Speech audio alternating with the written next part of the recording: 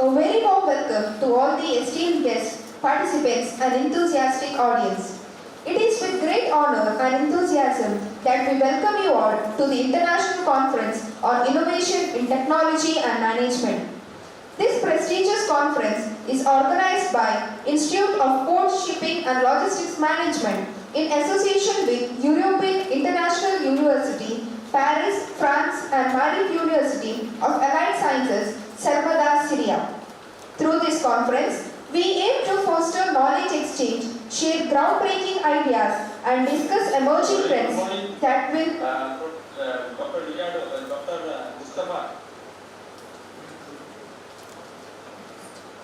will shape the future of technology and management.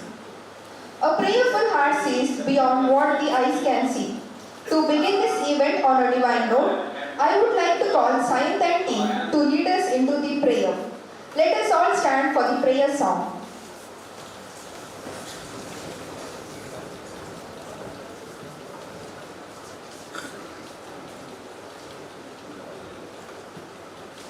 Should you help me? Now, yes. Before that, we were music.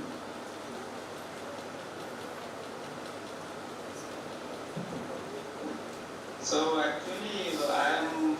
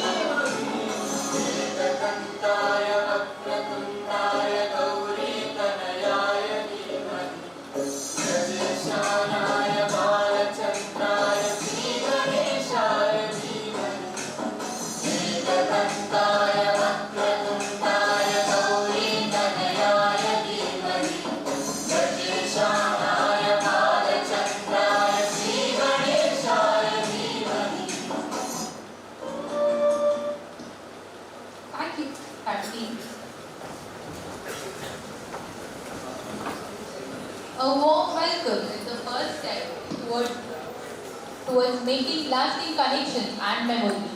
To extend a warm and formal welcome to our esteemed guests and participants, we now invite Dr. Sonia Loretna, General Chair, International Conference on Innovation in Technology and Management, 2025 and the Institute of Port Shipping and Logistics Management, Srinivas University, to welcome the gathering.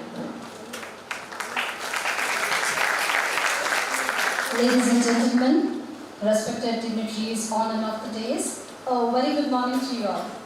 It's my pleasure to welcome you to this international conference on innovation in technology and management, IPSLM 2025. We are truly honored to have such distinguished guests, esteemed speakers, and brilliant minds from across the world joining us today. This conference is proudly organized by the Institute of Port Shipping and Logistics Management, Srinivas University, Bangalore, in India, in association with European International University, Paris, France, and Maaref University of Applied Sciences, Sarmada, Syria. First and foremost, we extend our heartfelt gratitude to our Chief Patron, His Excellency Dr. C.A. Raghavendra Rao, Honorable Chancellor of Srinivas University and President of A. Shamara Foundation, for his unwavering support and guidance. The presence of our Honorable Chancellor is an inspiration, and it is my privilege to welcome him. Our Chancellor, Dr. C.A. Raghavendra Rao, is a man of vision and action, a role model for all of us who is determined to overcome any obstacle that life poses. Dr. C.A. Raghavendra Rao was born in the year 1937 to Shri A. Shamarao and Srimati Indiramma. After his initial schooling at Kenjar, he pursued his degree at NGM College, Udupi. Later, he successfully completed the Chartered Accountancy course and is today revered as one of the senior most chartered accountants of South India. His dexterity in dealing with the taxation laws, particularly issues of income tax, is widely acknowledged and he is such a sought-out chartered accountant. There are so many awards added on to his credit. Shri Krishna Anugrava Award from Paryaya Shri Shirur Mata Udupi, Shri Krishna Anugraha Award from Paryaya Shri Kaniyur Mata Udupi, Loka Shastra Seva Pravina Award from Paryaya Shri Kaniyur Mata Udupi, District Level Rajotsava Award of Government of Karnataka, Vipragnana Award from D.K. Dravid Brahmins Association, Bangalore, Chitra Bharti Award for the contribution in the field of education from Chitra Bharti Tulu Chitraranga, Outstanding Manager Award 2008 by Bangalore Management Association, Distinguished Achievers New Year Award 2009 for the distinguished service to the society in the field of education, commerce and industry by the Academy of General Education Manipal, along with the Rotary Club of Udupi, Manipal and Syndicate Bank Manipal. SIRC Diamond Jubilee Award for the Senior Chartered Accountants. Silver category appreciation received from CBDT Ministry of Finance Government of Karnataka. Jnana Degula Award from Isha Vaishya Pratishtana, Udupi, Bangalore. Dr. C.A. Raghavendra Rao has been bestowed with prestigious Paryaya Darbar Award by Shri Shri Subhanendra Tirtha Swamiji during the Vishwa Gita Paryaya 2024. He has also received Education Change Maker Award at the 62nd edition of ICT Academy Bridge.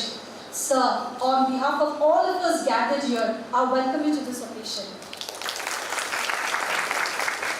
We are also privileged to have Dr. A. Srinivas Rao, Pro-Chancellor of Srinivas University and Vice President of A. Shamara Foundation and Chief Patron of today's conference. His leadership has been instrumental in shaping this institution into a center of excellence. Dr. Srinivas Rao, Pro-Chancellor of Srinivas University, is also the Managing Partner of Hotel Udupi Shri Krishna Bhavan and Hotel Srinivas. Our Pro-Chancellor, sir, was the youngest President of Canada Chamber of Commerce and Industry and had initiated the Mangalore SEZ proposal, Mangalore International Airport Project and railway connectivity between Mangalore and Bangalore during his tenure. Sir has a deep interest in developing Dakshina Kannada as tourist hotspot and has been relentlessly working to promote the sustainable tourism in Dakshina Kannada district. Sir, on behalf of all of us gathered here, I welcome you to this conference. A special welcome to our keynote speaker, Mr. Romit Chenitala, Deputy Commissioner of Income Tax Bangalore, a young and dynamic officer known for his expertise in taxation and financial governance. His deep understanding of taxation policies and committed to the public service have significantly contributed to the financial management and compliance in our region. Served as 2018 batch IRS officer, he has cleared his UPSC examination with a rank of 210. National topper in UPSC interview with a score of 206 out of 275, one of only two to score this high in the 2017 to UPSC examination. Currently, he is posted Deputy Director of Income Tax, Investigation Directorate, Bangalore. He is a computer science engineer from the University of Kerala and was awarded Best Outgoing Student for the batch of 2014 from the University of Kerala.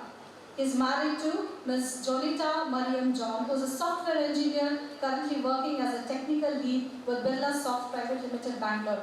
We are proud to have you, sir, with us today, and we welcome you.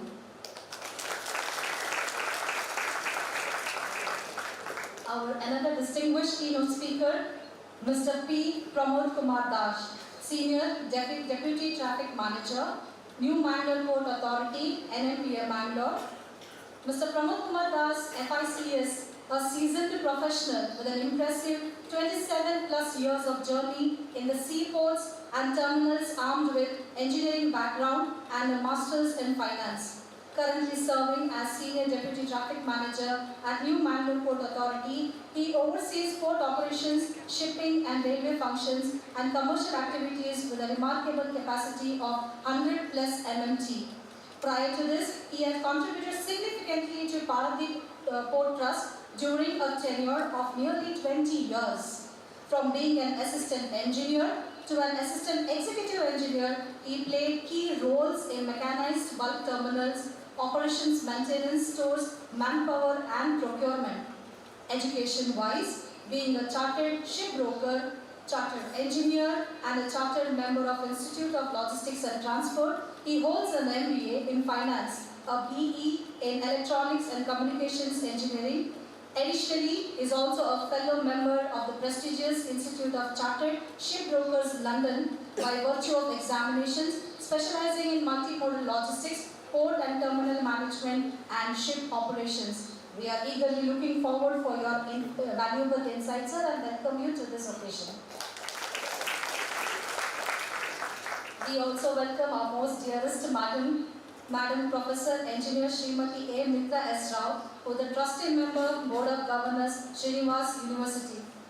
Her presence always adds great value to this event. She is a great supporter and a role model to many of us, including myself.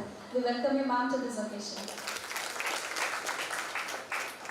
A big thank you to our Vice Chancellor, Dr. Satyanarayana Reddy sir, and a patron of today's conference for his continuous dedication to academic excellence, and a warm welcome to you, sir. So we request you to kindly come on the stage.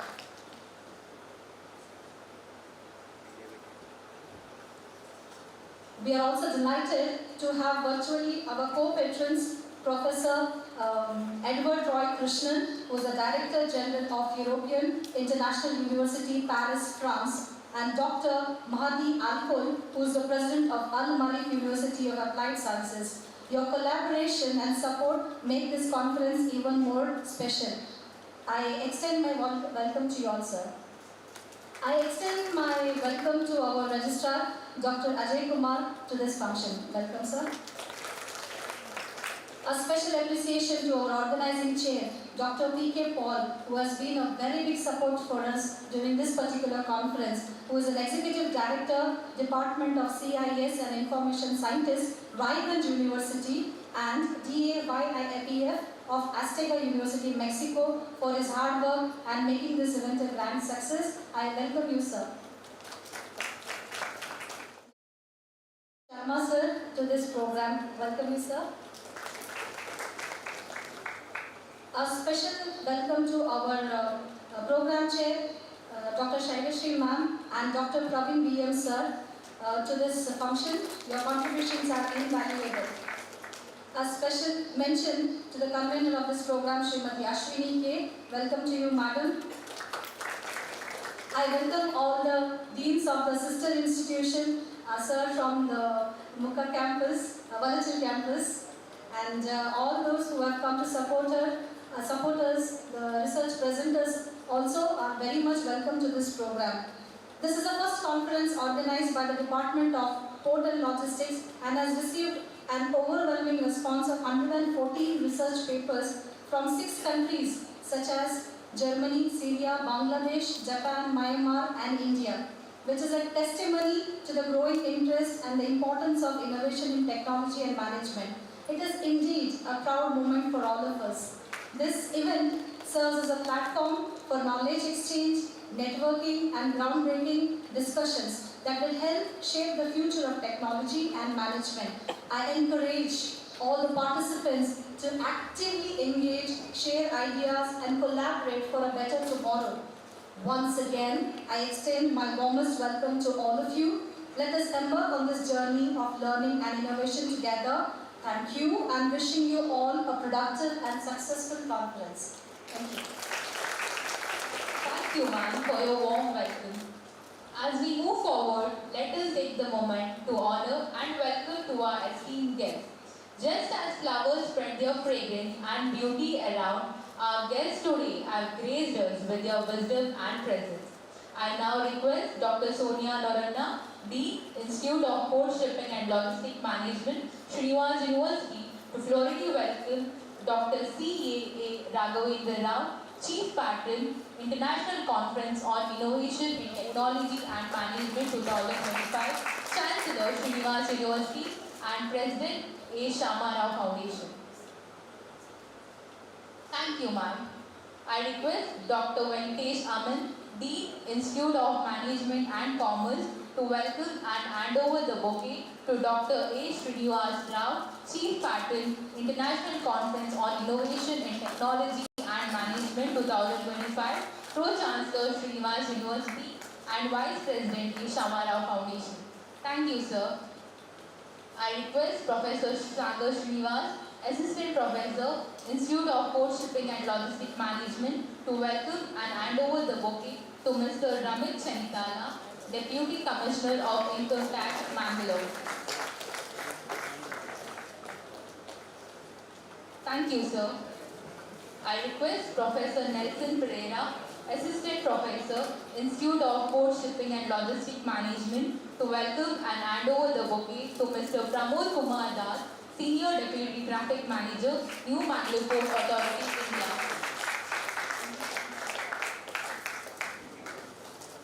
Thank you, sir. I request Professor Ashwini K, Convener, International Conference on Innovations in Technology and Management 2025, Assistant Professor, Institute of Port Shipping and Logistic Management, Srinivas University, to floridly welcome Professor Engineer Srimati Mitra S. Rao, Trustee Member, Board of Governors, Srinivas University, Mangalore. Thank you, ma'am. I now request Professor Lalan Kumar, Assistant Professor, Institute of Port Shipping and Logistic Management, to floridly welcome Dr. Satyanarayana Reddy, Patron, International Conference on Innovation in Technology and Management 2025, Vice Chancellor, Srinivas University, Mangalore. Thank you, sir. I now request Dr. Shaila Sri, Research Professor and Research Coordinator, Institute of Management and Commerce, Srinivas University, to floridly welcome Dr. Ajay Kumar, Register Development, Srinivas University, Mangalore.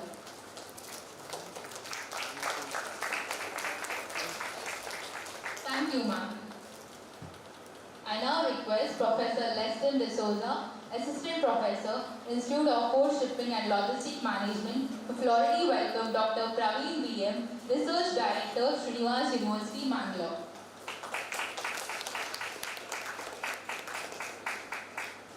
Thank you, sir. We have with us Sharma sir, who has graced this occasion with his presence. So I request Professor Saupanika, Assistant Professor, Institute of Port Shipping and Logistic Management, to floridly welcome her.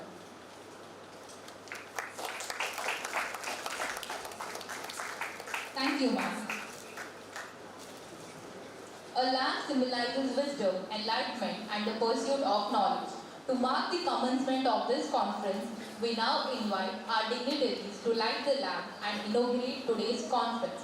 I request Dr. Sonia Noranna, Dean, Institute of Port Shipping and Logistic Management, Srinivas University, to escort the dignitaries to light the lamp.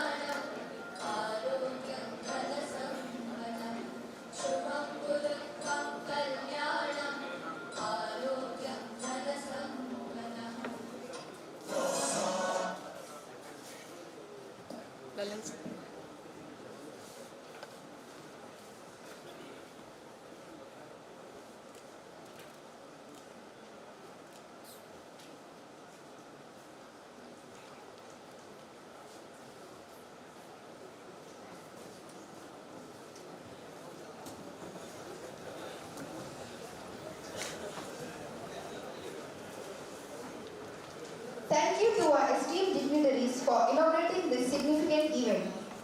To give us a deeper understanding of the objectives of International Conference on Innovation in Technology and Management 2025, we now invite Professor Ashwini K, Convener, International Conference on Innovation in Technology and Management 2025, Assistant Professor, Institute of Port Shipping and Logistics Management, Srinivas University, to enlighten us on its purpose. Good morning, distinguished guests, respected dignitaries, faculty members, researchers and students. It's my immense pleasure to welcome you all to this International Conference on Innovation in Technology and Management, IPSLM 2025. Hosted by Srinivas University, Mangalore, India, in association with European International University, Paris, France, and Maaref University of Applied Science, Syria. As convener of this distinguished event, I feel honored to stand before you today as we embark on a journey of knowledge sharing, collaboration, and innovation. Srinivas University, Mangalore is a private research and skill-focused institution established in 2013 under the Karnataka State Act. It is the flagship institution of the Sarmada Foundation, a charitable trust dedicated to excellence in education since 1988. With 11 institutions and 71 undergraduate, postgraduate and research programs. The university has been innovative in the industry-oriented education, fostering innovation in teaching, examination system and global collaboration. One of its unique institutions, the Institute of Port Shipping and Logistics Management, IPSLM, is an exemplary model of industry-academic collaboration. This institute specializes in port, shipping, logistics, e-commerce, retail management and supply chain management, offering career-oriented programs with strong partnership with MUs with the new Mangalore Port Authority and Marmoko Port Authority for students' internship, training and placements. We take pride in our global associations and today we privileged to have esteemed institutions such as European International University, Paris, France and Maaref University of Applied Science, Syria collaborating with us. European International University, Paris is internationally accredited, recognized among top 51 business schools worldwide in 2024 by CEO World Magazine and holds a 5-star QA ratings. Similarly, Maaref University of Applied Science is committed to academic excellence, offering innovative applied education to wishful professionals in Syria and beyond. The International Conference on Innovation in Technology and Management, IPSLM, serves a dynamic platform for academia and industry to overcome together, explore, discuss and implement groundbreaking ideas in technology and management. In an era of rapid technological advancement, it is crucial to bridge the gap between theoretical research and practical industry application. With a topic covering artificial intelligence, big data, cybersecurity, blockchain, sustainable practices and more, this conference provides an opportunity to researchers, scholars and industry experts to exchange insight and foster innovation. Today, we are proud to host an impressive lineup of thought leaders, panel discussion and paper presentation from global experts. We have received 114 extracts from scholars across various fields and various countries like India, Japan, Germany, Syria, Bangladesh and Myanmar, demonstrating the significance and importance of conference on global research community. Our goal is to facilitate discussion that leads to tangible innovation and collaborative projects that drives progress in our industry. I extend my heartfelt gratitude to our Honorable Chancellor, Pro-Chancellor, Vice-Chancellor, Dean, faculty members, organizing committee for their unwavering support in making this event a grand success. A special thanks to our esteemed speakers, presenters and participants for sharing their expertise and contributing to the success of IPSLM 2025. As we move forward, I encourage everyone to engage, interact and network with fellow researchers and industry leaders. Let this conference be a substance for innovative thinking, collaborative research and impactful solution for the future. Once again, I welcome you all and wish you a fruitful and inspiring conference ahead. Thank you. Have a nice day. Thank you, ma'am. We are privileged to have with us distinguished experts and industry leaders who will share their valuable insights. To begin with, we invite Mr. Ramit Chenitala, Deputy Commissioner of Income Tax, Mangalore, India, to address the gathering.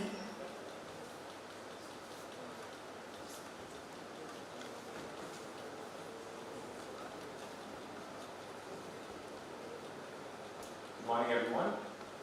Respected dignitaries on and off the days and on screen as well. Since I have time allotted later on, I'll keep this brief. First and foremost, I would like to congratulate Srinivas University and the organizers for such a brave step towards this conference on innovation and technology and management. Three key words here: innovation, technology, management. At this crux, at this churn of events of this century, wherein we're in the middle of what is referred to as post-truth world or post-modern world. Things have become much more subjective, objectivity has come down, emotions run galore, and amidst all of this, converting your knowledge into technology for the betterment of mankind and the world at large, including the environment, the nature, And to manage all of this is quite a task. As every single one of you sitting here being recipients,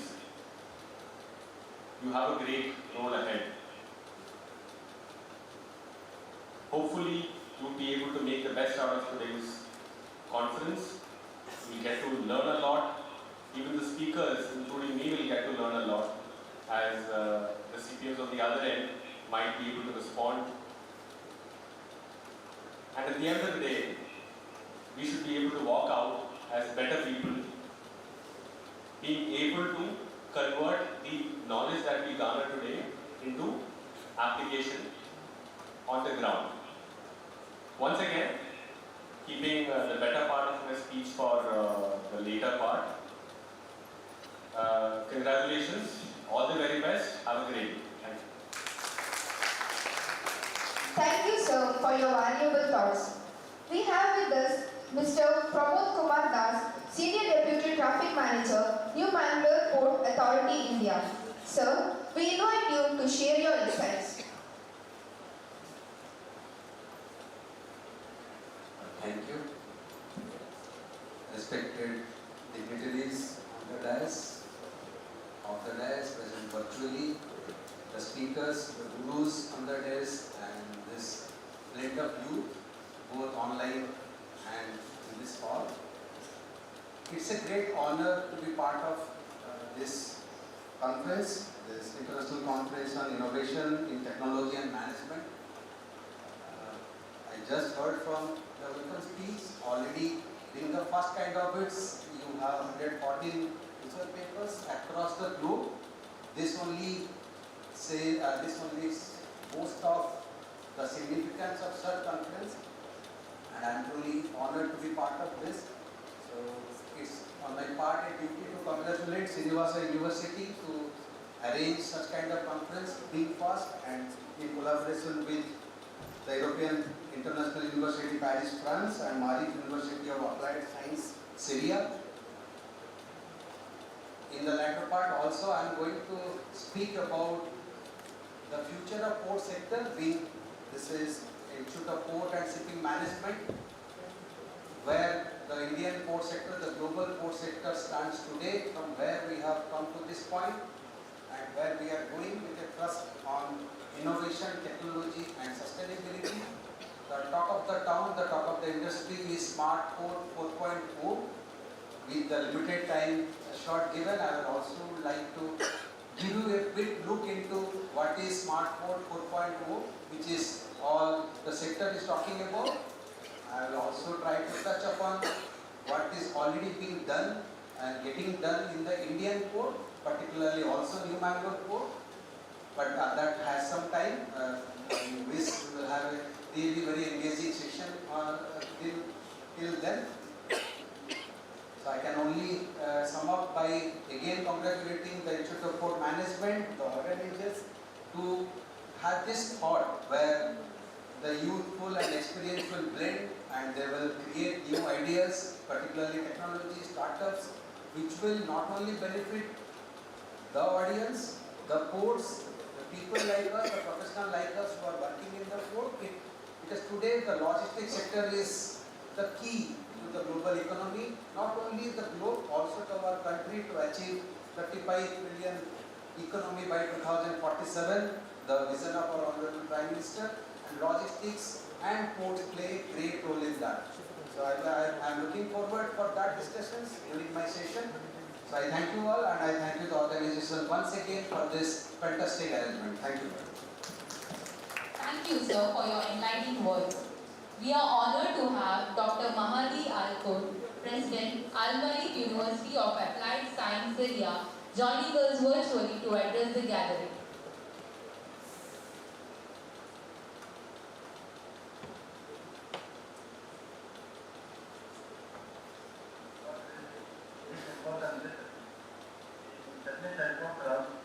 On Innovation in Technology and Management, IPSLM 2025. It's the immense, proud and profound gratitude that I extend my congratulations and best wishes on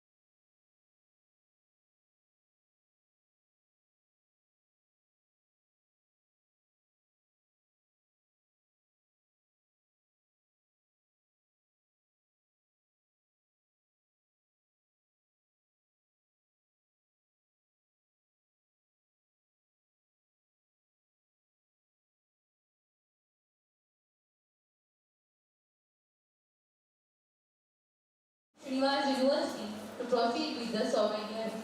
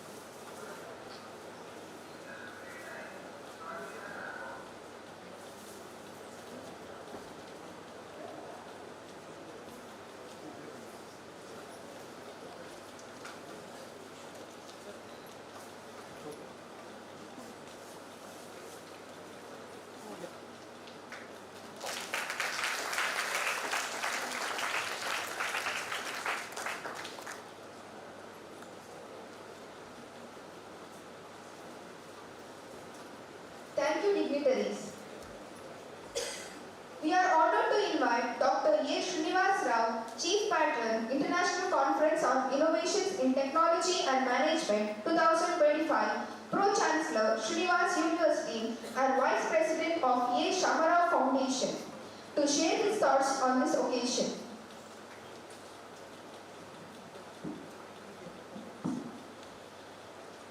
Honorable Chancellor, Dr.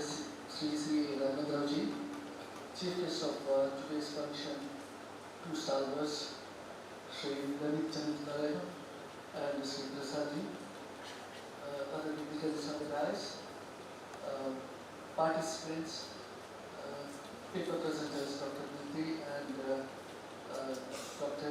Nikki Paul, other resource persons here, faculty members, and the budding executives, that is our students. Well, I do not want to take much of your time. First of all, we congratulate all of you for the first international conference has come up with the Maritime. It was very well presented here.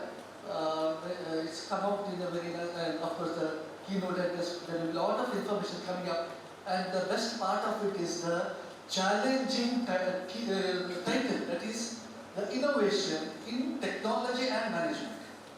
Both are very, very challenging because the challenging it is challenging because we have got many aspects in this. It is covering almost everything. Whatever you name it, it comes under innovation, it comes under technology, it comes under management.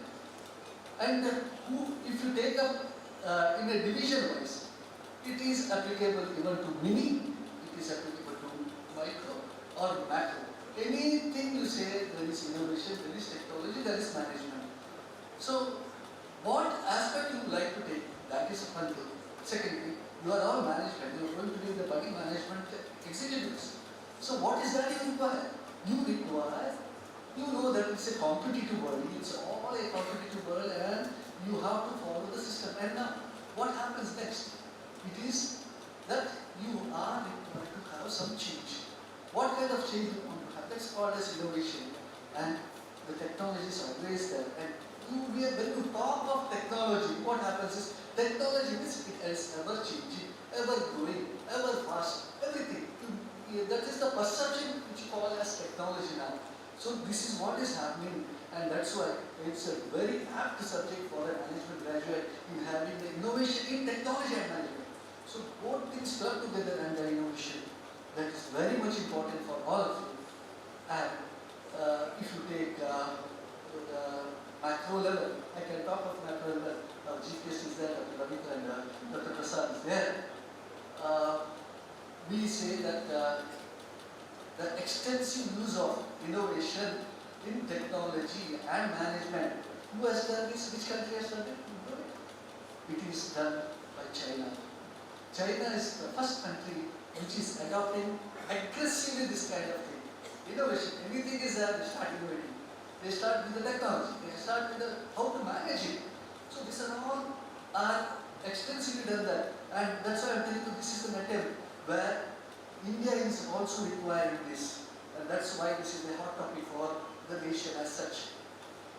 If you see China, how it has grown, it's a $3 trillion trade in 2024, export and import. Put together, it is $3 trillion because $3 trillion is their export and $2 trillion is their import. So they have saved $1 trillion. Whereas, what has happened to India?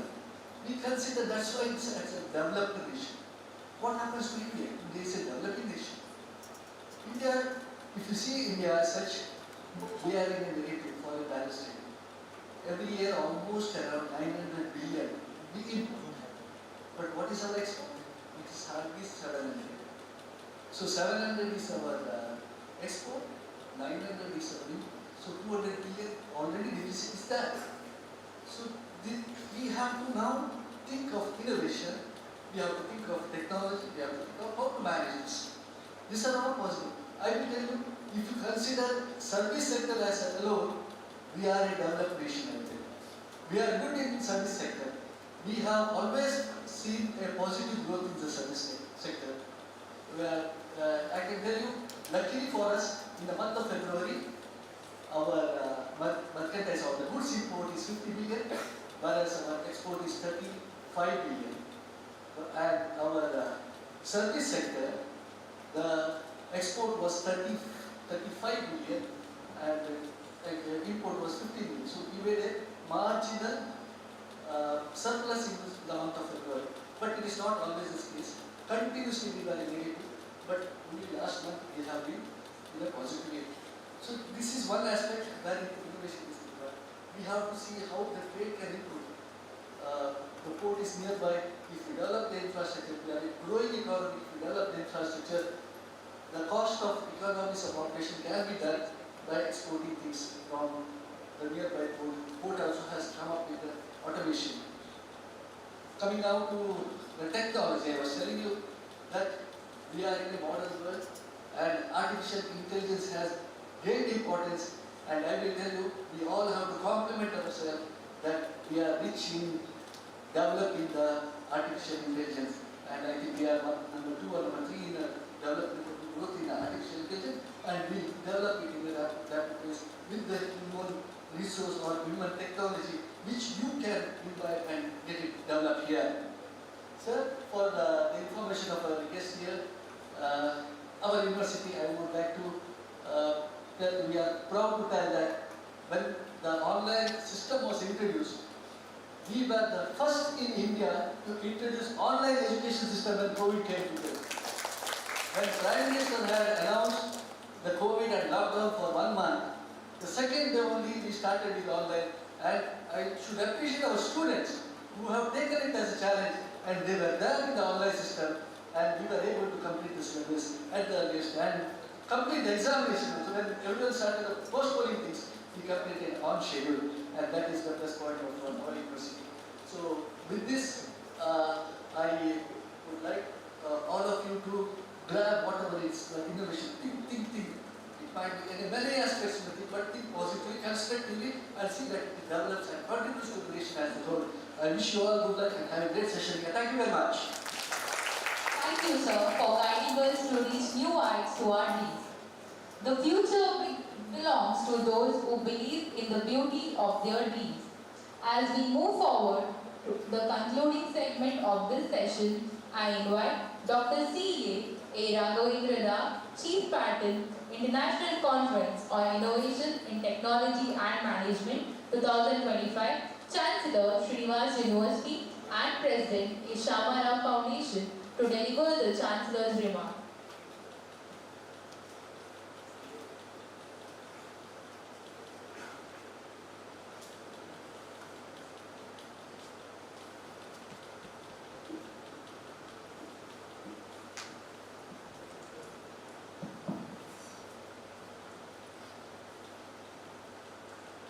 Good morning to all of you. I am very happy today because you are organizing an outstanding conference I think, which we have not seen in this logistics section in the history of our university for the first time. Second thing, you have invited two young people as chief guests, who are really very dynamic people who can give you a lead in all your activities. One is Ramesh Chandra, he is DCIT income tax manager, but it is not because he is in DCIT, I tell you, he is a leader of the society. He imbibed from his father, who visited our campus about 13 or 14 years back, our Maritime campus, and he was a really dynamic, positive thinking leader from Kerala, and he was the MP at that time. And when we approached him, when after going to Delhi, I think myself and they had gone, and he has gone out of the way to help us in meeting our requirement so far as the education facilities are concerned. So there are people who are thinking positively, and it is such people who really help to build the country. And the leader, and young executive from NMPA, I tell you, the most fast advancing port is Mangalore port, and he is the senior deputy traffic manager of NMPA, and during his regime, the port has seen a lot of export. I think a big volume of export has increased, quantum has jumped, and the port's economy has improved a lot in only in accommodating the social society with the CSR from central levels. So it is these two people, and both are related. In fact, I asked our Ramesh Chandra whether you are married, I asked. He said, yes, I am married, but he recently married only. His wife is a software engineer and very intelligent lady. That is why he is also very intelligent. Anyway, I am very happy you are doing this conference, and I have been allotted 5 minutes time from 11:40 to 11:45. But when I took the mic, it was 11:50 already.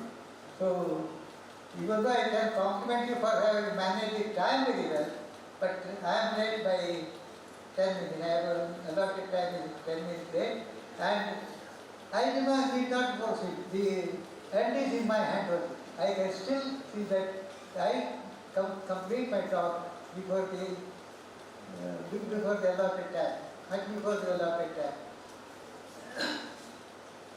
One thing is, I tell you, these are the days of research and innovation. Innovation should be, in fact, for that purpose only our university is taking a lead. We have got a director of innovation and research, and setting up new laboratories for that purpose only to improve the skill and research work. Probably in the new building at Mukha, we are allotting more than about 10,000 square feet for this purpose only. Everyone was discouraging us, saying that why do you want to invest in that? Research is not a profitable thing. I said it is not profitable or income-yielding department. We want the country to be benefited by our students' research. This is what we wanted. And I tell you, young lady Sonia is doing a wonderful job by giving you the best education in logistics, management, and innovation in those fields. I congratulate her for having taken up this new line. Logistics is a new line in this area. I think you are the first to take it up. And she is taking a very lead in all these things. And I congratulate her. And more I congratulate her husband, Ajay.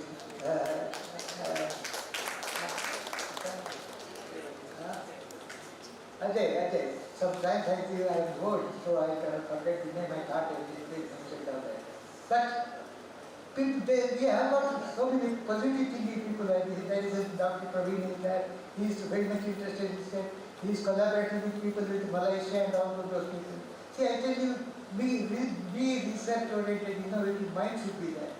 And if you aim at that and see that you concentrate on that, I tell you, one day or other you will get you something which is stupendous. which is really appreciable, which is very useful to the society. Don't think that you cannot do it. Everyone can do it. All of you have got an equal size quantum of brain. You use it properly, train it properly, you can come out with outstanding results. You have already taken up a decision to study management and logistics and other things. Concentrate on that during your 3-year or 2-year study in MBA. Once you concentrate on study, when you go out of the college with all the necessary training, to participate in all the programs also, in all the arranging all conferences. I would be happy if you can arrange a conference or meeting every weekend so that you can have discussions and your speaking power, thinking power and squeezing power, acquiring your knowledge will be very fast and that will be a habit. Instead of diverting your mind to other things, concentrate your mind in all these things. A practical businessman, practical business executive, a practical business man outside, when you go out from this institution, you should remember that this institution has made you stand alone, above everyone in this society. It is that you should get a respectable position when you go out of the institution. That can be done only when actually participate in conferences like this, and everyone should come and participate. Ask your questions, ask your knowledge. Don't fear. Why should I go and ask? Because the people may laugh at you. Nobody will, and even if they laugh, you need not worry about that. Your knowledge, getting more experience, knowledge is very important.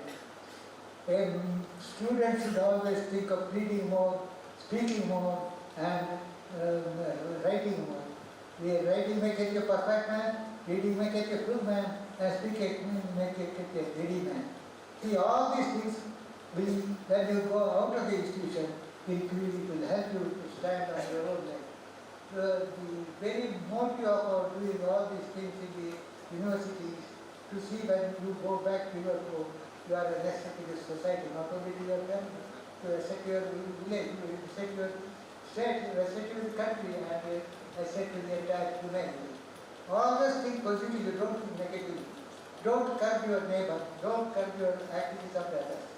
Encourage all positive things everywhere, wherever you go. Once you cultivate that habit, thinking of positively and in developing things, I tell you, you will be a wonderful man. Wherever you go, you will be successful. One more thing, I think this year or next year you will be going out of this institution. Don't forget to come back as alumni. This is your second mother's home. So Srinivas University is your mother only. Please come and meet your faculty and say hello. Give your address, give your what you are, how you are carrying well, and any guidance is required from the university. We are always there. We are there to help you. And I request all of you to join the University Alumni Association, people who go out of this institution. With this, I wish this conference a grand success. And the knowledge you acquire, without your making more effort, you will be much more intelligent today by the time the conference is over. It is unperceivable, but you have automatically gathered knowledge.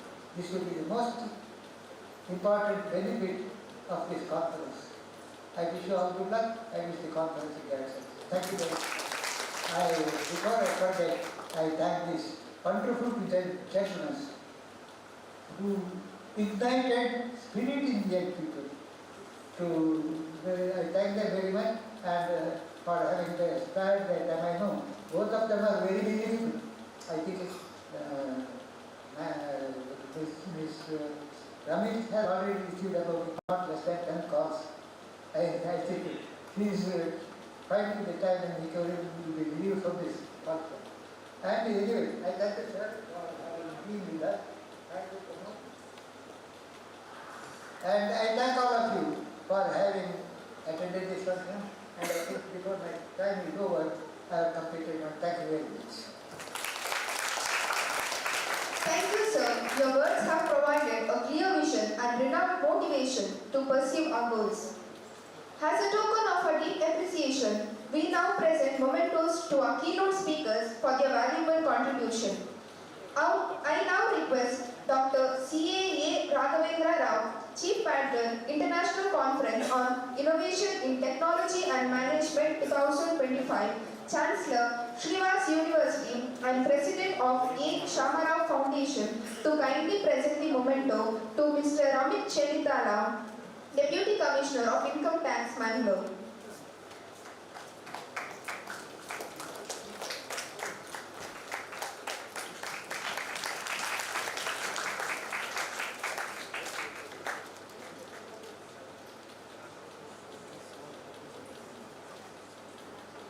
And also to Mr. Pramod Kumar Das, Senior Deputy Traffic Manager, New Bangalore Port Authority, India.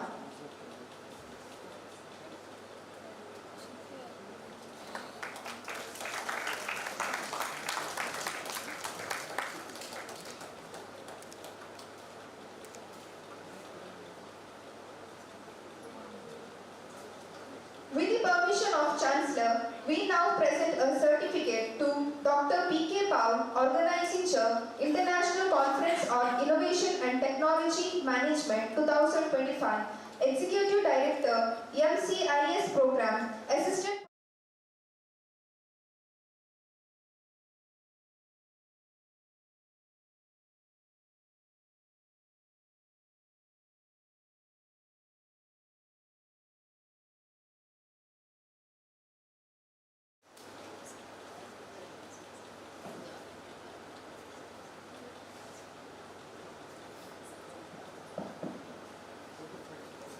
Thank you, sir. Gratitude is the heartfelt acknowledgement of efforts and collaboration, turning moments into cherished memories. To express our gratitude, I invite Professor Nelson Pereira, Assistant Professor, Institute of Port Shipping and Logistics Management, Bangalore, to deliver the formal thanks.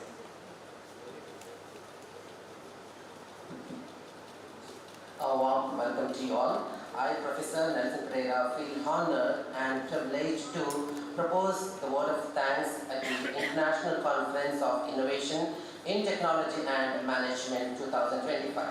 First and foremost, I extend my heartfelt gratitude to Dr. C.A.A. Raghavendra Rao Sir, Chancellor of Srinivas University and President of A. Shamarao Foundation, for his invaluable guidance and constant support in making this event a grand success. Thank you, sir.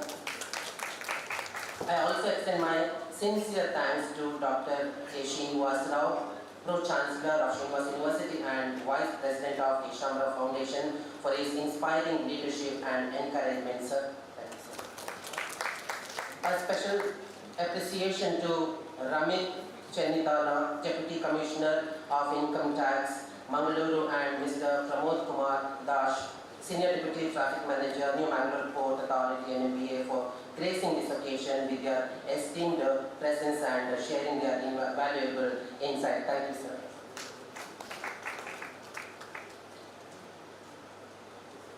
We are also deeply grateful to Srimati Engineer Mitra S. Rao Madam, Trustee, Srinivas University, for her unwavering support and commitment to academic excellence. Thank you, madam.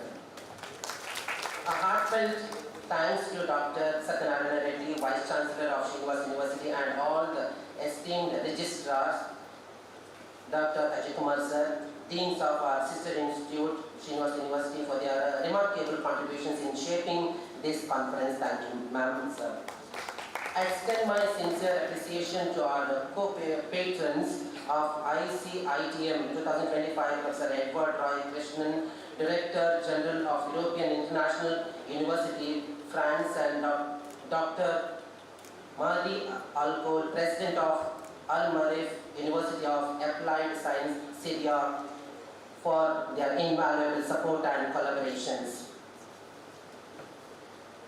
Thank you, Sharma sir, for this, for your presence, sir. A special acknowledgement to our program chairs, Dr. Praveen, Research Director of Srinivas University, and Dr. Shailashri VT, Research Coordinator, Srinivas University, for their dedicated efforts in organizing this event. Thank you, ma'am.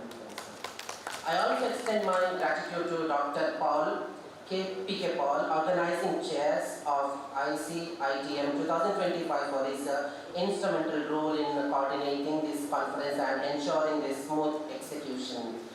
We deeply appreciate the presence of the media representatives of Mangalore and Srinivas University for covering this event and sharing it with wider audience. Last but certainly not least, I express my heartfelt thanks to all my colleagues, students and participants for their enthusiastic involvement, thought-provoking discussions and contributions that have made the conference truly enriching. With that, I once again thank each and every one of you for being a part of ICITM 2025 and making it as a resounding success. Thank you one and all. Have a pleasant day. Thank you, sir. We have now come to the end of the formal program. I request Dr. Sonia Norunna, General Chair, International Conference of Innovation in Technology and Management 2025 and Dean of Institute of Port Shipping and Logistics Management, Srinivas University, to escort the dignitaries of the dais.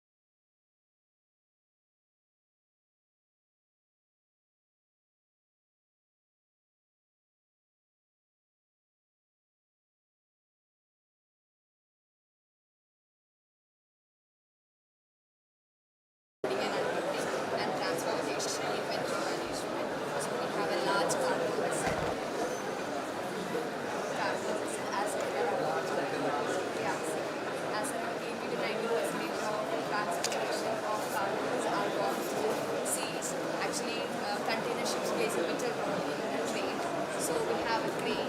Actually, cranes are of different types, but mobile crane and gantry cranes like showcased mostly. We have here a container yards where cargoes are being temporarily, and we have two warehouses where cargoes are stored for a temporary purpose. And we have got trucks which loads and takes these cargoes to different destinations. That has come out very nice. Only thing which I can add is, I think, the next time we will focus on the crane side products. Usually it is in this side.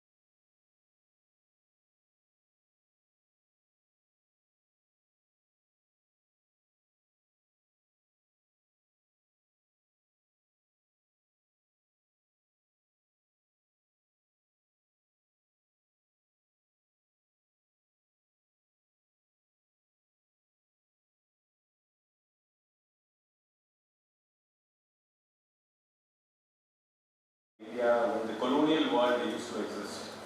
Then, cut to the early 20th century, the mechanized world moved into mass production, which was needed somewhat during the time of the First World War and the Second World War.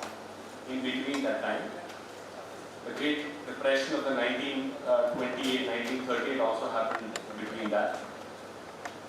The third industrial revolution resulted in what is known as the computer world, the information technology. That time itself, they had predicted that the fourth industrial revolution is not too far. It would result in something known as intelligence inside of machines which we build. The idea being that we need to bring about or simulate human intelligence inside machines or robots in common man's parlance, so that they can do the routine jobs. I would like to emphasize on the word routine. The routine jobs, the mechanical works, the mundane works, which can be done away with, so that humankind can focus more on the more qualitative work. At least that was the idea. But today, we are all a little bit scared. Just to give an example of my own, I have always not been such a great fan of artificial intelligence. I've been a little scared, to be honest. So when I was purchasing a vehicle 2-3 years back, I went to the showroom, I was checking out test driving.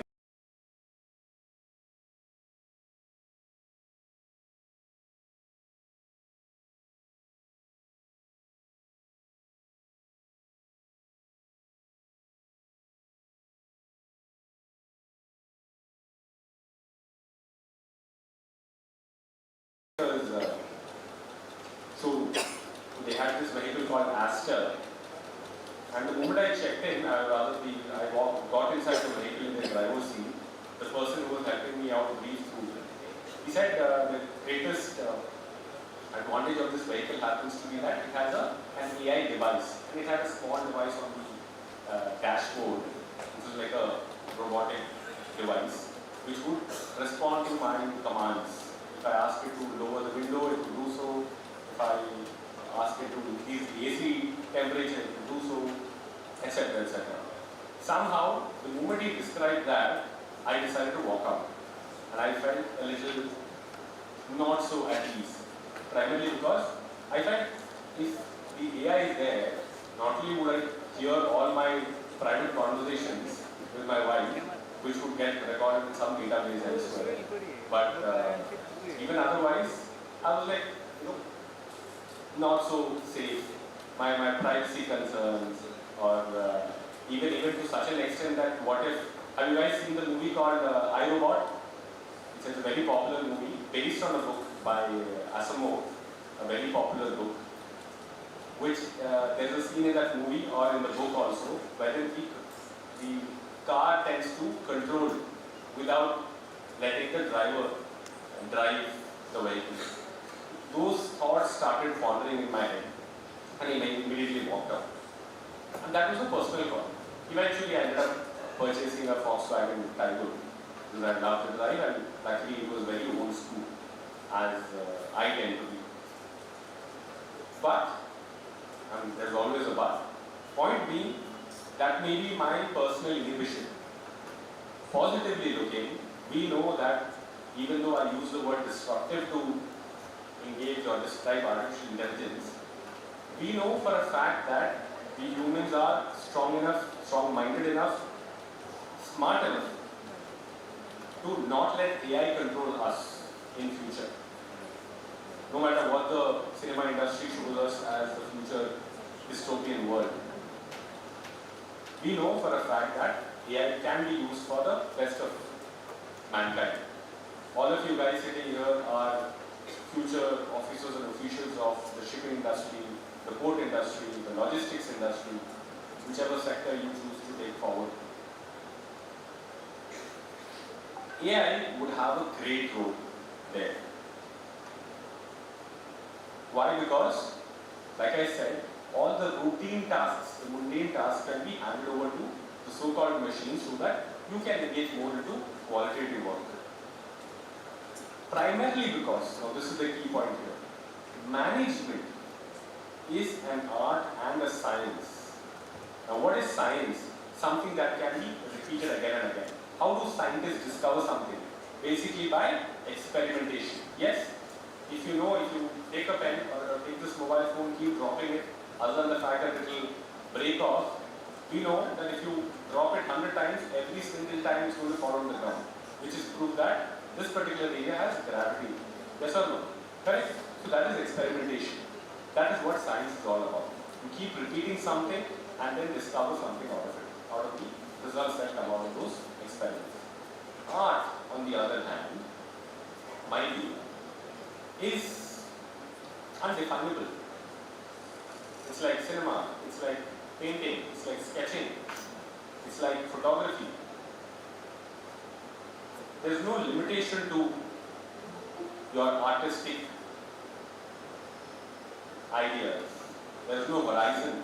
You can just keep moving forward, creating new ideas. That is where the art part or the human part of management comes in. So intelligent management in the age of artificial intelligence is all about identifying the empathy, the compassion. Because machines may not be able to identify this. At least at this juncture of knowledge, we have not developed artificial intelligence to such an extent that they will be able to empathize or be compassionate with fellow human beings. Same as that is communication. All of you sitting here might have come from different backgrounds, social, economic, political backgrounds. Some of you might have even studied in regional language schools. Others might have studied in English language schools. There might even be NRIs here if I'm not wrong. Either way, every single individual sitting here has gone through different experiences. And you've learned communication, the skill, the talent through different mediums. Would you agree that even the petty fights that you have with your friends and girlfriends and boyfriends out there can be minimized if you were to communicate better? Yes? Same way, you can apply that to your artificial intelligence or management of machines as well. And of course, at the same time, your work, your future profession, your career. Management is all about managing the alive, the so-called life out there, and the inanimate. Why the inanimate? Because you have to handle the objects which do not have life. Let's say you have a photographer out here. Communication is also about how you handle the device. That empathy, that compassion needs to come out or can come out only out of humans. That is where humankind walks in, where perhaps machines may not be able to put in their 100%. Similarly, morality versus ethics. These are terms we use quite often in our everyday parlance, but very few people know the difference between morality and ethics. Morality here refers to your individual perception of what is right and what is wrong. Again, coming back to the postmodern world, we live in a very subjective world. What is right for us may not be right for the other, or may be wrong for the other person. That is where morality comes in. But ethics, on the other hand, is what is right for the society as such. There are societies in India where it's a matrilineal society. Women play a much greater role in the decision-making process. And there are other societies which are patrilineal as well. This is how the society gets segregated. There's no right or wrong there. I'm just telling you about facts here. That some are so and so, some are different. Point being, ethics is where the society decides what is right and wrong. And you can have a morality of right and wrong different from what the society thinks. Taking that concept into management or in the age of artificial intelligence, let's say to give an example of shipping here, since you guys are going to be working there in the future, it's about cargo. For example, if you were to move cargo from some Gulf country over to India, how do you decide upon the taxation charge upon it? You will anyway have to pay up customs charges in the city. Let's say you pay, for example, 100 rupees for transporting some product A into India, while at the same time, a country like Malaysia ends up paying only 50 rupees, despite the distance being longer. That would be because of the taxation agreements or the World Trade Organization agreements between them. Now, if your morality kicks in, your right and wrong kicks in, you would want to fight against it. You would want to fight for what is fair and what is right. Machines need not always be able to get this straight done. That is where, again, human intelligence comes to play in the age of artificial intelligence. So, just to give the crux of it all, you have to let the science part of management, which is the art and science of organizing the animate and inanimate, be handed over to the machines in the future, so that the mundane things are taken care of, but at the same time, the artistic elements can be taken care of by the human minds. Just to conclude, without much ado, perhaps the problem lies in thinking that AI can better understand we humans better than ourselves. It's a very tricky question. I spoke of communication earlier. One key aspect of communication is to speak to ourselves. You can term it meditation, you can term it introspection. It's a crazy idea. But the more you do, the more you communicate with yourself, the better you get at it and the better human being you become at the end of the day. As the Honorable Chancellor rightfully said, as every day is an opportunity. When you walk out of this conference today, you should be able to become a better human being. You will have garnered a lot of knowledge and hopefully you will be able to apply it onto the society and world. Coming back. So the problem perhaps lies in the fact that AI might end up understanding us and dictating terms to us, thereby controlling us better than ourselves, which is not something we enjoy. It's the freedom of expression, the freedom of movement that we want to decide. With that, I will come to the conclusion of my speech. I hope I kept it very crisp and short because my mandate was just that. The idea being, hopefully, all of you guys will start developing that innate quality to step out there, be proactive, take up management as a skill. And of course, there's a very distinct difference between management and leadership as well, which we will go about. Hopefully the other speakers will also speak about it. We'll learn more about it, and hopefully be able to implement such things in your everyday life. With that, a very strong expression of gratitude from my end towards Srinivas University, Dr. Sonia, Dr. Ajay, all of them for giving me this opportunity to speak before you, such young minds, bright minds, and wishing you all a great day ahead. All the very best. Hope to see you in great management come leadership positions in your career ahead. Thank you so much. Thank you, sir.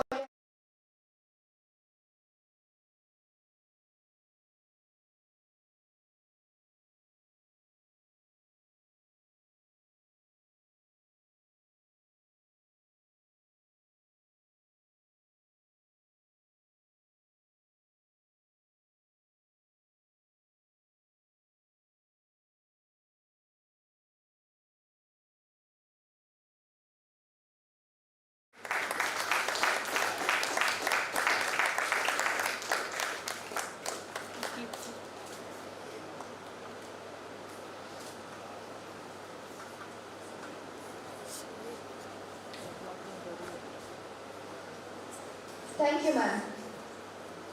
We now move on to our next keynote speaker. To introduce our next guest, I invite Shaman to the stage.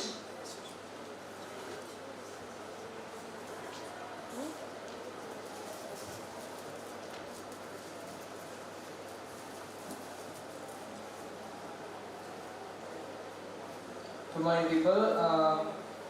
Our next second guest, his name was Pramod Kumar Das. Seasoned professional with the impressive 27-year journey in the seaport and the terminal, armed with the engineering background and master's in finance. He is a port professional, blending experience and training education seamlessly. Throughout his milestone career, he has excelled in a diverse domain including engineering, automation, business process, material management, statistics, warehouse and the workforce management, with the impressed track record of the terminal productivity, plant automation, conductor management, etc. Currently serving as a senior deputy traffic manager at a new Mangalore Port Authority, overseeing port operations, shipping, railway functioning and commercial activities with a remarkable capacity of 100 plus MMT. He had contributed significantly to Port Trust during the terminal of nearly 20 years. From being an assistant engineer to the assistant executive engineer, he played a key role in organizing bulk terminals, operations, maintenance, store, manpower, and procurement. Education-wise, being a chartered shipbroker, chartered engineer, and the chartered manager of Institute of Logistics and Transport, he holds an MBA in Finance, BA in Electronics and Communication Engineering. Additionally, he is also a fellow member of prestigious Institute of Chartered Shipbroker London. He is also spared various impactful projects including resumption of third-party iron ore export, RFID gate augmentation, streamlining the contract. Recognizing for his outstanding contributions, he has received numerous certificates of appreciation from New Mangalore Port Authority and Paradigm Port Trust. His meticulous planning and implementation having included making them a distinguished professional in the maritime industry. Now I call Mr. Pramod Kumar Das to talk about the role of tech in operation and management of Indian port. Welcome, you, sir.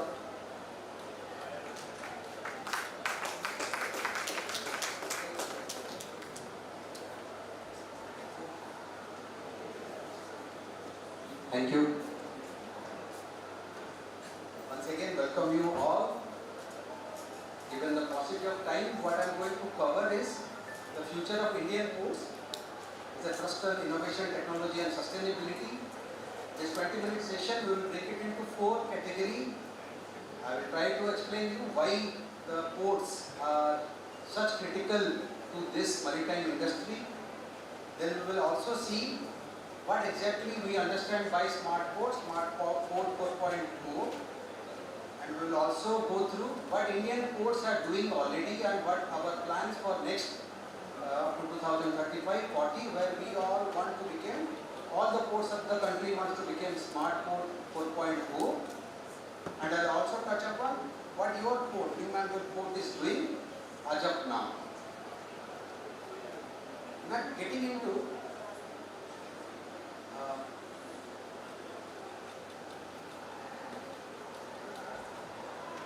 now to say why ports are important. Now when I say the numbers that 80% of global trade by volume is seaborne. So what it says, 80% of the global economy moves on sea. When we say it moves on sea, as lovingly my chairman used to say, it's called export and import. And in between the export and import, there is a port. So the port plays a very critical role in that 80% global trade movement. Now you add that to the last line, if it is visible.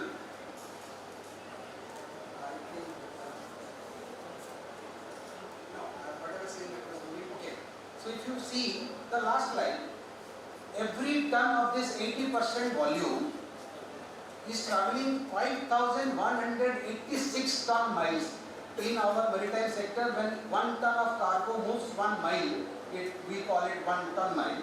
So every ton of this 80% volume is moving average 5,186 miles. That is what puts this port, the maritime sector, in the crux of innovation, technology and sustainability, so that the trade will also continue with efficiency, without hampering the environment. Now when I get into the Indian perspective, it is much bigger. 90% of our trade is going through ports. 80% of the global, 90% of this country goes through sea. And if you get into economic numbers, this contributes directly or indirectly 15 to 20% of our GDP, gross domestic product. And when you see this and what your co-chancellor was covering during his welcome speech, why we are still developing country, why there are developed country, to see the numbers below. The developed country has a common thing. Their logistics cost is single digit, 8 to 10% below of their overall.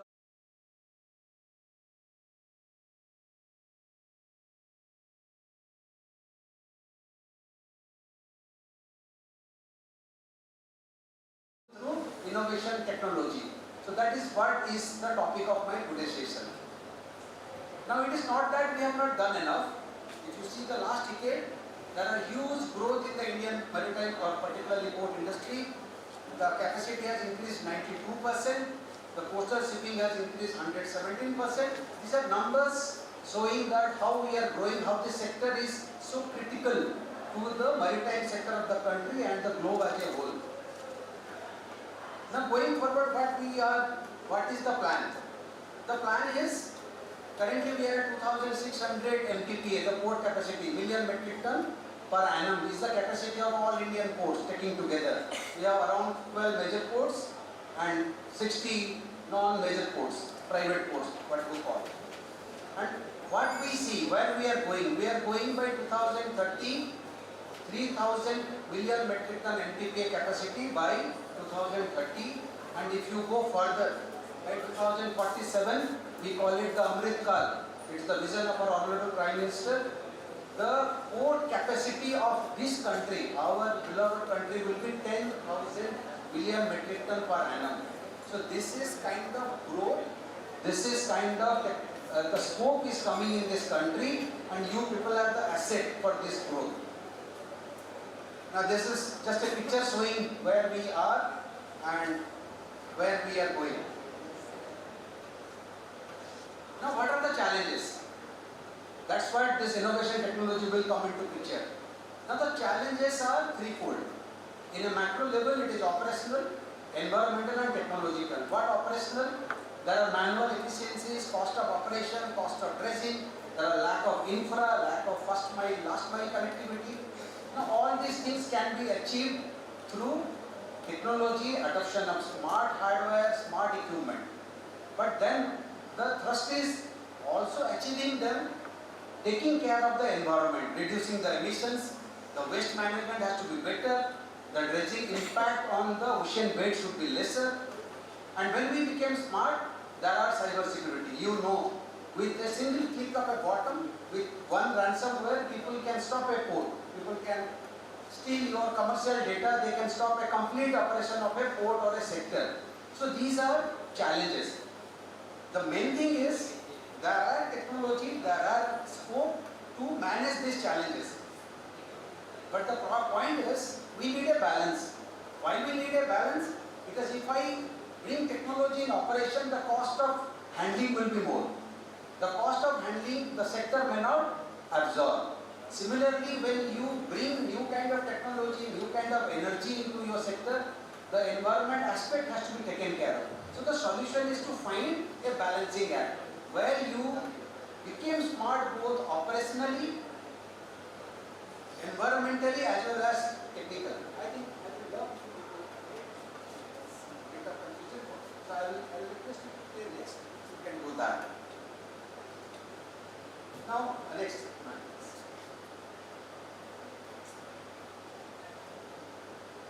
Yeah, next. So now I am going to touch upon the transition. Now before getting into transition, let us see from where we came. In 1990s, we were tool ports. We are basically, you have to think, it's a bulk and break bulk ports where we are doing handling mostly manual. You can remove that. You have to click 8 times, you can click it now. Manage. Now from 90s, we went into FTJets, containerization. In 2000, we went into multimodal. Then the IT system came into picture by 2000-2010. Then we started becoming digital ports. We started handling the documentation, the process in the port digitally, the cargo aggregation, cargo admittance. Then slowly the demand comes for smart port. Now I will touch upon what you mean by smart port 4.0 in the next slide. So basically when we say smart, we are trying to handle all kinds of operations in a port in a manner which is efficient, which is technology driven, without any major impact to the environment. Now the demand is going further. By 2030, we all want full autonomous port, AI driven, with big data analytic based decision making, and finally a quantum powered hyperloop port. So what we are discussing today, if you see 1990 and you see today a port, particularly a global port or even a port like Mundra or Neemangalore port, the progress is fantastic. So what we are also projecting for 2040 is also going to happen. You will see the port operated from a single bottom from a control room without much manual intervention with the highest efficiency. Next. And this is the whole this development in our country is actually aligned with the UNCTAD model. They are the best in the world who are actually monitoring the port development from the first generation to currently we are in the 5th generation, and the ports of this country is also following the same pattern. Next. Now when I say Smart Port 4.0, what it exactly is? It is basically bringing smart technology and innovation into business process. When I say business process, it is all kind of process, it is documentation, commercial, handling, to be smart. Then comes coordination and integration. We want first the ports to coordinate and integrate with the first mile, last mile, then with the other ports, then with the other ports of the globe. So we call it cross-port linkage. You know what is happening across the maritime industry. And the third one is very critical, data-empowered decision process. When your devices and equipment become smart, it also transfers huge pool of data for the management to take split-second decisions in critical situations. And those technology which will enable is Internet of Things, 5G, blockchain. I think you people are much more acquainted with this. We are old school. We are also getting acquainted. This is what the future is. This technology will bring Smart Port 4.0 and just to give you examples, if the screen is visible, Smart infrastructure like smart energy, smart bird, smart boy, the list is used, the time is less. This presentation will be shared with all you people, smart gates, smart sweeps, so everything can become smart. When I say smart, I hope all my audience understand what you mean by smart. In a meeting when my chairman was giving an example, he gave a very simple example but very touching.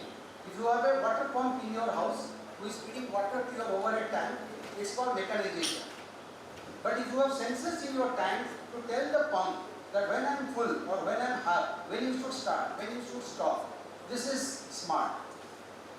On top of that, if such pump houses, some million pump houses are controlled by a central control room, you are becoming much smarter. You are getting more data.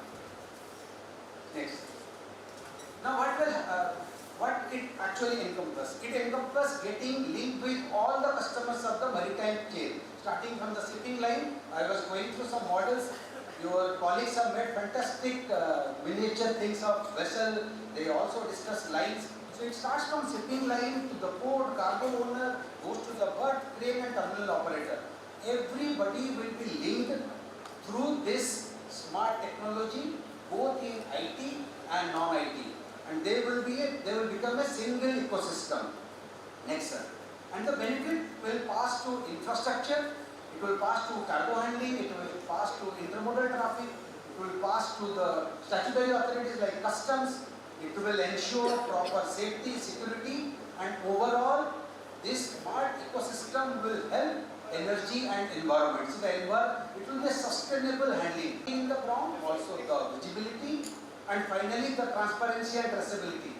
When you say 80% of global trade is moved by sea or 90% of this country, imagine the importer, the exporter whose cargo, the worth of cargo of crores of rupees or crores of dollars are actually moving in a chain where they can only see.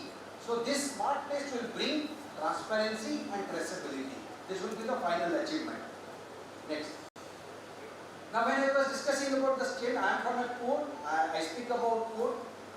Anybody who has seen a seaport, it looks a very simple organization. But if you get into a port on a macro level even, all those English what I was trying to show, these are processes.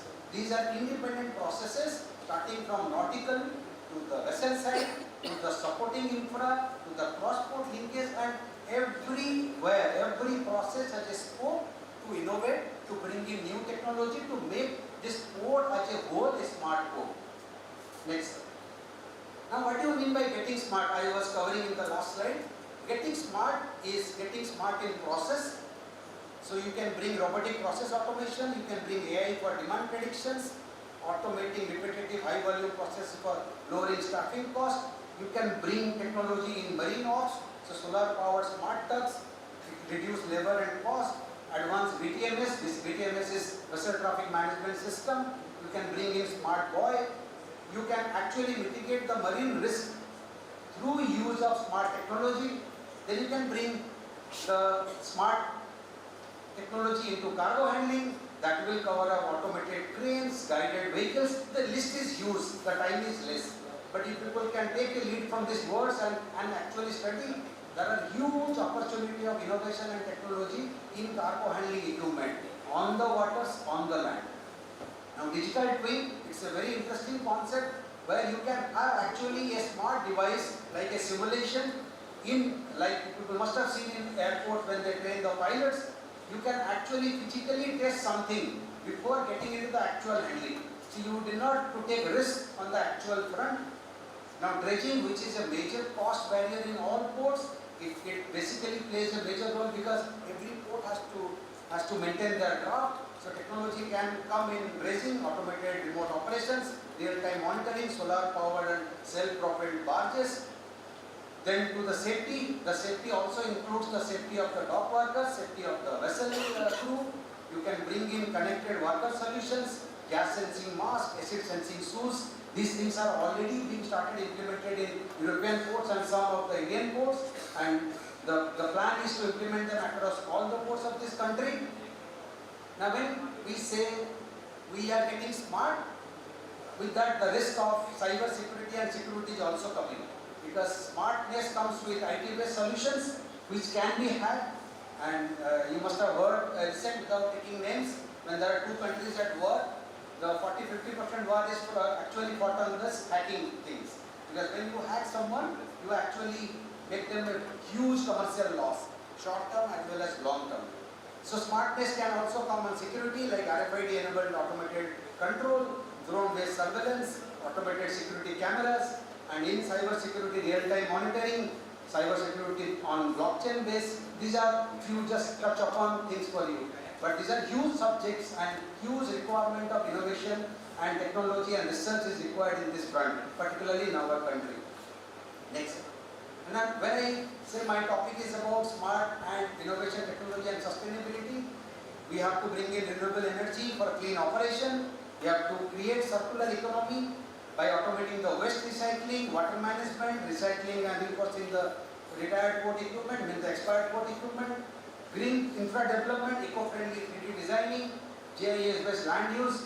This green hydrogen, green ammonia is to the top of the town. You touch any article on maritime, whole country is discussing green ammonia, green hydrogen. Then sustainable logistic operations through low emission vehicles, zero impact dredging.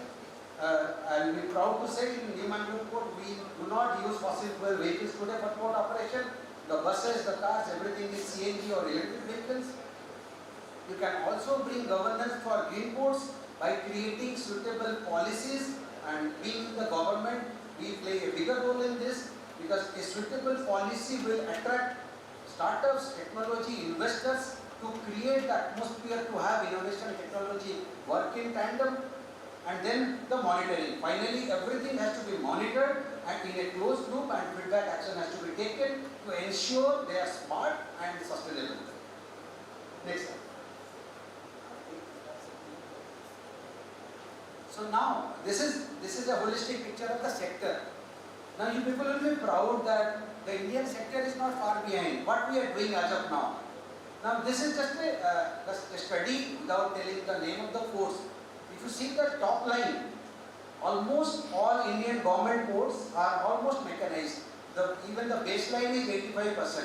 So when I was giving you the example of the pump, motor and the pipeline, we are almost achieving 100% mechanization. Now the need which has been found is to automate it. So the next level of the port sector is to getting smart. Now we are mechanized, we want to operate those mechanized things in a smart way.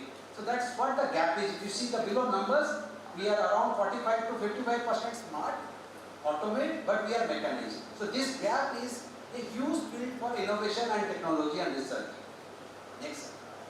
Now finding this gap, our ministry, the Ministry of Ports, Shipping and Waterways, has formed 22 NAVIC cells. We call it Nil Arc Vision Vikasit Cell, where every cell is looking into the aspects of various gaps which can be brought upon in the Indian port sector to improvise. We are actually lucky under the leadership of our chairman, Dr. Venkataramana Akkaraju. We are heading 2 NAVIC cells. One of them is actually tech and operations. So we are trying to study the Indian ports where there is gap in automation and what can be done. We are giving them initiatives with timelines to do.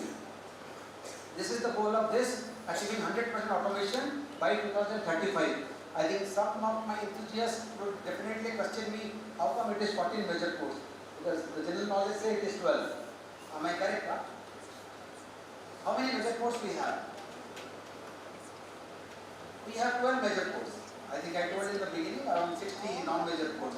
Actually these two covers the new upcoming major ports. One is Balwan in Maharashtra and the other one is Galicia Bay in Andaman Nicobar. So by 2035 these two ports will also be there. So altogether we will be 14 major ports, 14 sister concerns. Our target is to achieve full automation. Now there is a definite timeline. I will not get into much. It is just to give you the audience, the global audience present, that we have a plan in place. What we are trying to do in the short term by 25, in the mid-term, near term by 27, the mid-term by 30, and by 2035 we want to be a fully smart automated port. All the Indian government operated major ports. Next. Now to touch upon, because my subject is technology, we have also found out few low-hanging technology which is there in the industry but the benefit is not being taken that much by the port sector. So there are automated wayways, automated firefighting system, dynamic under-wheel clearance, need-based dredging, just-in-time berthing, under-vehicle scanner, automated port gates, automated dust separation, smart security. So these are the technology which our ministry has found out are very low-hanging. The technology is already established and their benefit. So what we have done is, we have taken a 3-month, 6-month target. So by next 3 months, few technologies, maybe by 6 months, few technologies, and by end of 9 months, all major ports of all government-operated seaports, we want to see these technologies are built into port operation. Now just to give you some example, automated wayways, see, it's just an investment of 40 to 1.2 crore, but which brings 50 to 80% improvement in the throughput. Just having a automated waybridge, being the student of Institute of Port and Shipping, a waybridge is nothing but which weighs a vehicle or a rail. If you automate it using technology which are widely available with a very minimum investment of 40 to 1.2 crore based on the scale, it is already proved that 50 to 80% improvement can happen in the port operation. Imagine the effect of technology on the port operations. This is just one example. So I have covered automated wayways. This is a gate automation. Anybody who has visited New Mangalore port, you must have seen this. You need a RFID based pass to create through a web-based application to get into my port. So these are automated gates, under vehicle scanner, firefighting system. How you can automate it? It's a combination of IoT and sensors. So you have to have smart firefighting equipments enabled with smart sensors to monitor and then integrate them into a SCADA-based automatic firefighting system, which is again 1.5 crore to 6 crore given the safety and security. This can be brought in 12 to 18 months. We are planning to finish it by 9 months from this study. And automated dust suppression system, which takes, because ports handle dirty cargo, and this can also be automated using technology. I have given some of the OEMs who have already had the technology and the places where it is already implemented. Next. Okay. So now, telling about all this, it will also be my pride to talk about your port, that is New Mangalore port. Next, sir. New Mangalore port, which I am working from 2018, and you will be happy to know that this port is going to celebrate, the slide before, celebrate its golden jubilee. We are completing 50 years of service to this nation from 1975. So your port, the gateway to Karnataka, as such. So what it actually gives you, not only the business and the industry, see, it's a 50-year of establishment. So when all of you, through the collaboration with Srinivas University, you see the port, you see something in making for last 50 years. So these are lifetime experiences. Maybe we are lucky that we are seeing ports for a few years now, but for you people it's a great opportunity. Next. It's an aerial view. Whoever has not visited the port, I think Madam will manage few port visits for every people during cruise vessel also. Next. Now just to say, our chairman used to say, do not do Google talk. What we mean by not with respect to Google. The point is, lot of things can be spoken. But what exactly is happening in the ground? Just to give you little proof of what is happening in New Mangalore port, we have robotic firefighting system. We have automated wayways. The gate is completely automated through RFID. There are RFID based onboard source label scanning. So anybody who goes into a vessel for cargo handling, we have their data scanned through a RFID based handheld reader. The complete port is covered through drone surveillance. So anything happening in my port is being covered with respect to security through drone surveillance. We have a 5.2 megawatt solar power plant. New Mangalore port is a 100% solar power operated port. Means the whole port operations is used by renewable energy. We do not draw power from your state electricity board, which is again the thermal power based electricity generation. The whole port is operated through solar powered things. And also we have solar power. As I was telling you, our fleet, the vehicles used in the port operations are all green. They are either electric or CNG. and 33% of the port land is green. The whole idea of showing this is, we are not only speaking, means not only NMPA, the 12 major ports, even the private ports. We are also executing what we are saying and what we are finding out of the study. Next, you can just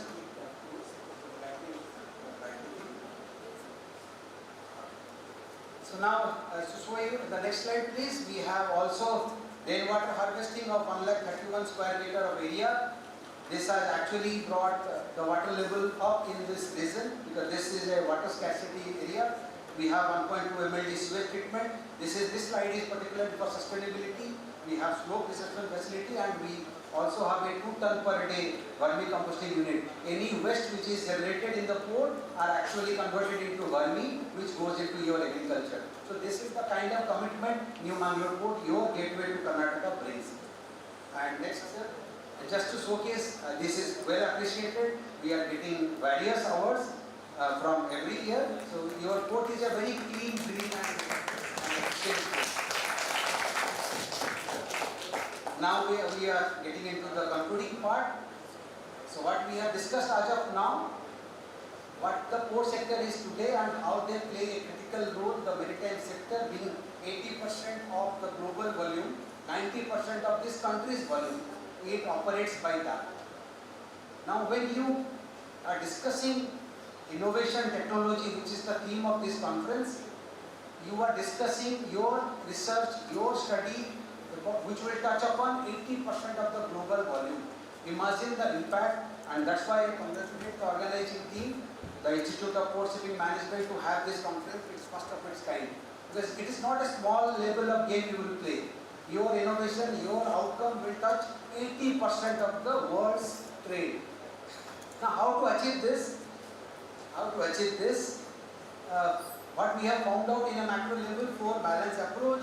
First, tracking the infrastructure expansion. So here the governments, the port terminal operators, the port operators, they have to play a role. The private investor, the government investor, to prioritize studies and approval to accelerate project timelines, implement modular construction techniques.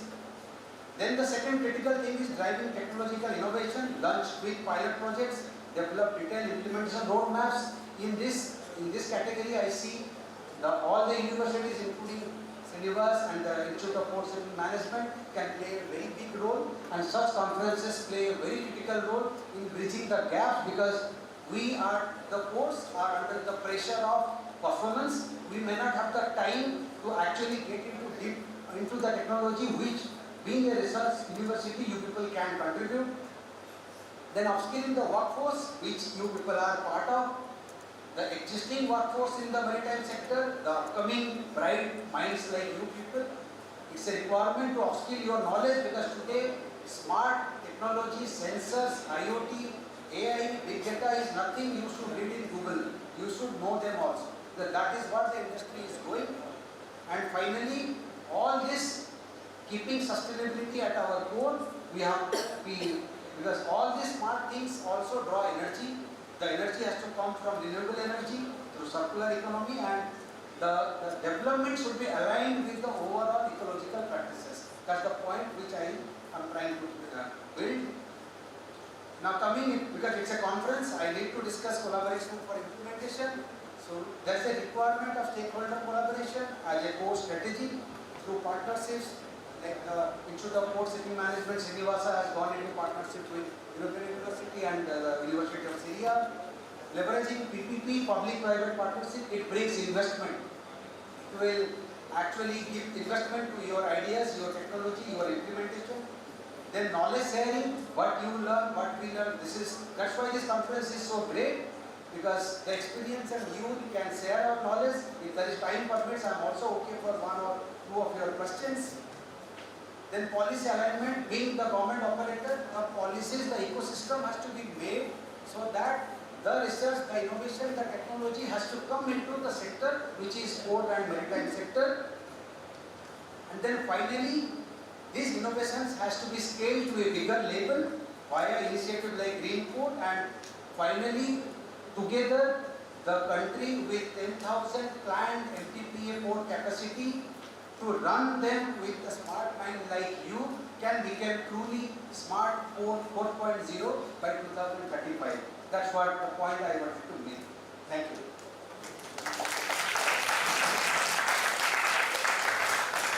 Thank you, sir, for your insightful session. Your expertise and valuable perspective have provided